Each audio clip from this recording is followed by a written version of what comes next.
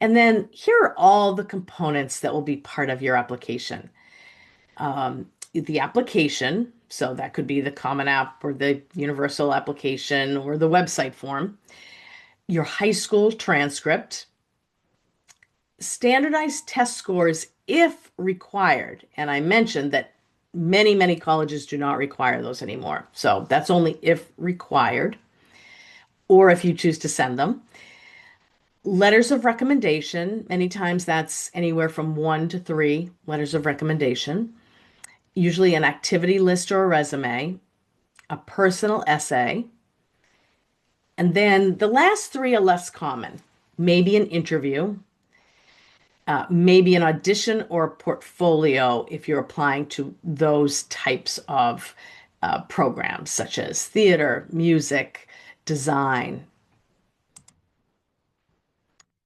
And so, what are colleges looking for when they're looking at your application? The most important thing they're looking for is academic readiness.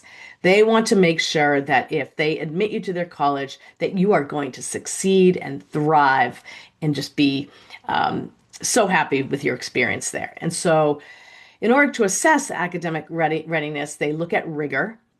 So, they look at the classes you took in high school. Have they prepared you for the type of classes you're going to be taking at that college? And we always get the question, and they're looking at your grades in those classes.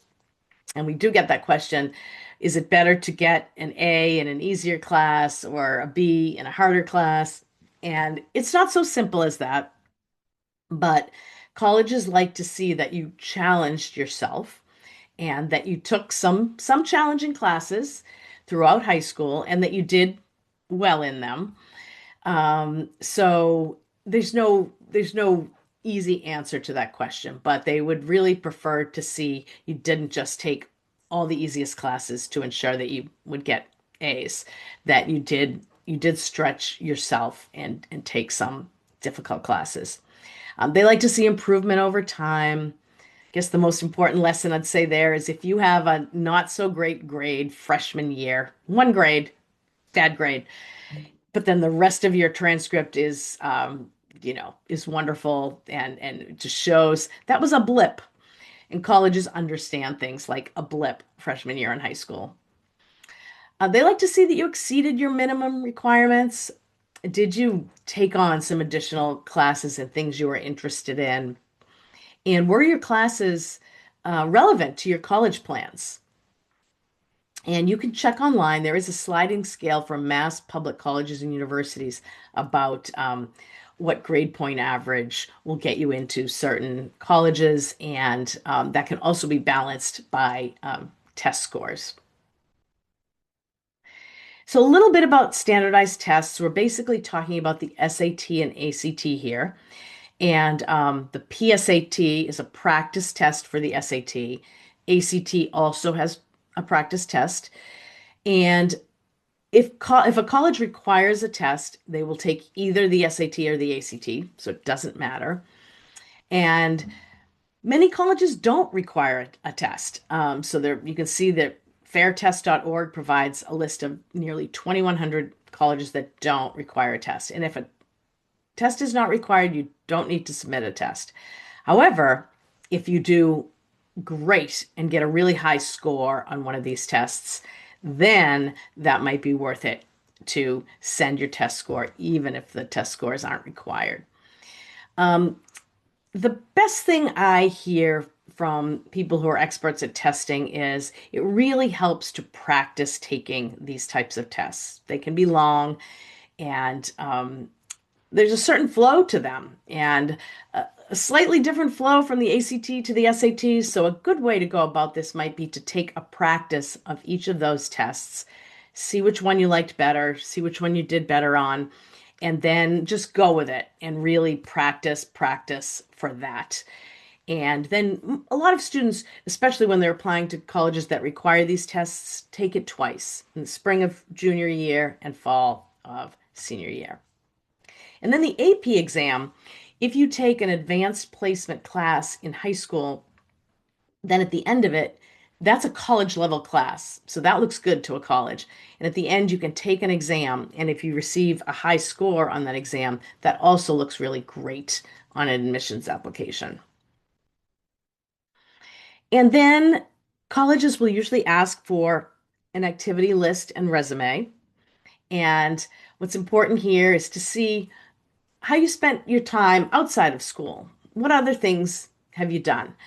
And that could be sports, it could be theater, it could also be a job, it could be some community service, it could be coming home from school and taking care of your younger siblings. So all of those things are great to report and talk about because they all show that you've built skills and leadership.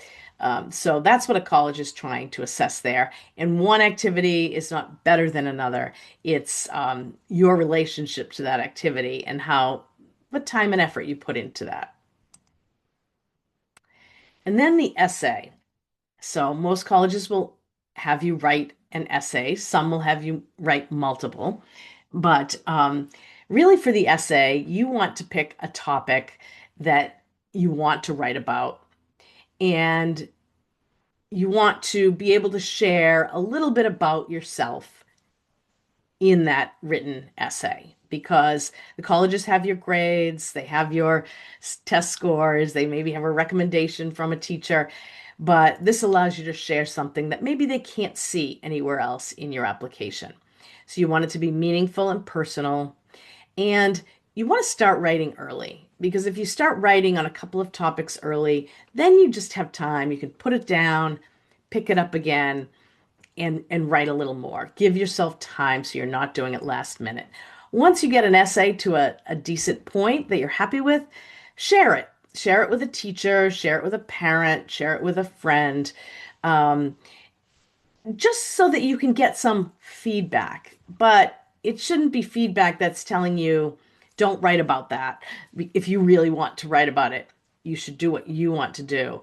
But hopefully, it could be feedback like, oh, I think you should have expanded about when you made this choice. I wanted to know a little more. Things like that. So hopefully you get a few people to just give you a little feedback on your essay. Know that plagiarism is taken very seriously. Just don't do that. This is a piece of your own writing, and you just want to have time to sort of perfect it and make sure that you read it and enjoy reading it. Because if you enjoy reading it, probably the person at the college will enjoy reading it too. If you have an essay that just bores you to tears, well, that might have the same effect on the person reading it at the college. The Common App gives these Common App essay prompts for fall 2026. And as you can see here, I'll just read one or two. Reflect on a time when you questioned or challenged a belief or idea. What prompted your thinking? What was the outcome? So these are, you can write about anything. These are just prompts to get you thinking about something to write about. Discuss an accomplishment, event, or realization that sparked a period of personal growth and a new understanding of yourself or others. And then let's talk about letters of recommendation. So the guidelines are usually that you should have a teacher from your junior year in one of your five core subjects. That would be English, math, science, history, foreign language. But even more important than that is you want to ask people who know you well to write that recommendation because that's really important. Someone who can add some perspective on who you are as a person, what you brought to class or a job or the field. And that's why I say that people always ask, can I have a coach write? Can I have my the teacher who led the project of community service project that I was a part of? If that person knows you well and can share about who you are and your work, then that can be okay too. So keep a mix of those, what's the most appropriate for that in mind.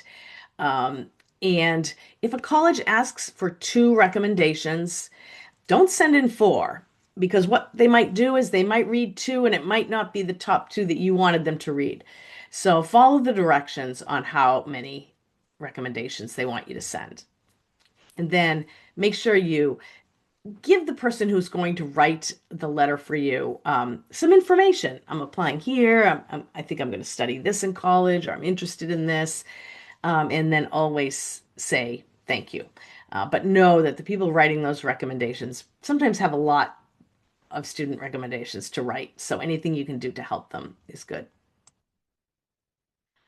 And then interviews, as I mentioned, are not so common, but they do exist. So first thing, find out, does the college that you are applying to require an interview or allow an interview is another thing. And there are two types. There's informational interviews and evaluative. So informational is really just that, you getting to know the college getting to know you and sharing information. Evaluative means it is directly a part of the admissions process where that evaluator is going to give you a score. That's going to be part of your admissions application. So just good to know either one. But it's nice, even if it's just optional, it's nice to go on an interview as far as getting a lot of information and being able to share about yourself. But the bottom line is find out the process at the schools you're attending. If they require an interview, set one up at the time that they designate, which could be during the admissions process or it could be after you've submitted an application. And two things you could do to prepare for that would be number one, really get to know the college and read everything you can, look at the website and see what questions you have, real questions, because that will come across as genuine. And then also do a little reflection on yourself. What have I liked in high school? What classes have I liked best? What books have I read lately? What movies have I seen? What do my friends and I do after school? Just reflecting on yourself will make it easier when an interviewer is just asking you questions about yourself that you'll have already thought about some things ahead of time. Other than that, relax and be yourself. These are professionals who enjoy talking to um, 18, 19-year-old students. They love it, and that's why they do this. So they will look forward to talking to you and look forward to having that experience. And then when it comes to the decision, um, you could be told you are accepted, which is wonderful and exciting. Be aware that these days we do see some colleges accept students, but say you can't come in September, we're going to wait till January. So you'd have to decide if that was going to be something you wanted to do. It is possible to be deferred. So if you apply to one of those early programs, early admissions programs, they could say, you're not accepted early action or early decision, but we're going to bump you to the regular applicant pool. That happens a lot. Or you could be denied. In fact, you probably will at some school. It's just part of the process. And although it never feels good to be rejected, it's just never a good feeling. Please just quickly tell yourself this is just part of the admissions process, that I applied to all of these colleges. I'm only going to accept one. They are admitting students, and for whatever reason, you may not make the cut at a certain college in a certain year just because of the applicant pool they have, the priorities they have.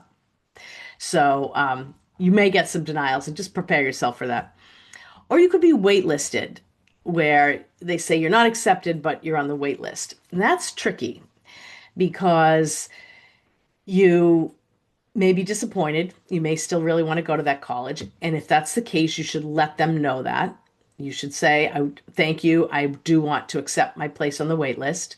And in fact, as weeks go by, you probably want to keep telling them that you still want to keep your place on the wait list. Maybe you win an award at graduation. You want to send that to them and say, I just wanted you to be aware of that. I want to keep my place on the wait list. But at the same time, you have to make a mind shift because by May 1st, you have to accept at a college that has accepted you. And in fact, if you later come off the wait list, you probably lose your deposit where you accepted, but you have to do that. And wait lists can be long. So it's not possible for colleges to say you're third on the wait list, and they don't accept in order either. So it's tricky to be on the wait list, but it just tells you you are totally qualified for that college, but you just didn't make it into the admissions spots first thing.